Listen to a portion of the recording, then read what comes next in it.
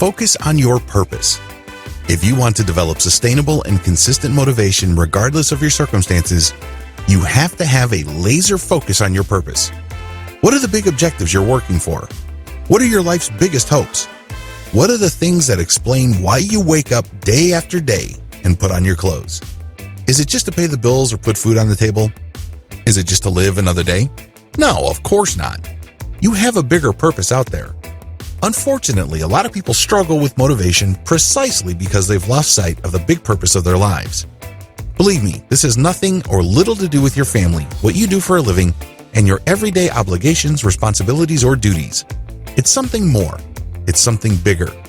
What is the reason why you continue to remain on this earth? Well, the good news is all of us have a purpose if we dig deep enough.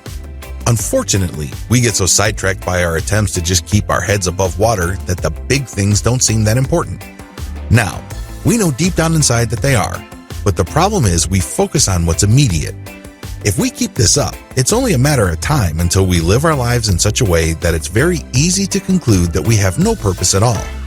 We just all focus on the next crisis that we have to solve or the next set of problems that we have to get over. The idea of having a reason to strive for something simply escapes us. That's part of the reason why so many people feel stuck. Now, this doesn't mean that they're not happy, but there is no purpose. It's not clear. It's set somewhere in the distance, and all they have to look forward to is one set of issues, challenges, and problems after another. From time to time, they allow themselves to relax. From time to time, they focus on something that delivers pleasure. But a lot of it is shallow. A lot of it is temporary. This is due to the fact that we focus on objectives. We think that if you achieve something at some point in the future, then you'll be happy. This is a lie. It's an illusion. Here's an example. When I was in high school, I was under the impression that if I worked hard and sacrificed enough, I would get into this school that I've always dreamt of attending. Sure enough, after I did well enough on the SAT test and got my grades up, I got admitted to a really good school. What do you think happened there? Do you think I was happier? Well, of course not. At that point, I started telling myself, I will be happy once I finish school with the right degree and I get a corporate job. Sure enough, things turned out according to plan and I got myself a nice job in one of the bigger insurance companies in Southern California. Do you think I was happier then? By that point, my definition of happiness changed to something else. It seems that each time I reach the goalposts keep getting pushed forward. I wish I could tell you that somebody else was doing it, but I was doing this to myself. I'm hardly alone. You see, our definition of success and happiness changed based on our circumstances. If we were just to use happiness as our primary frame of reference, we'll never reach it. It's going to be an impossible destination that keeps getting pushed further and further away. It's as if we're constantly kicking the can down the road. Again, I'm not the only person doing this. Now, if I were to live my life based on purpose and focusing primarily on why I do things instead of what to do and how to do it, I probably would have a different experience. Purpose is not just an objective. Your purpose actually defines you, reflects your character, maps out your personal values, and reflects your legacy and destiny.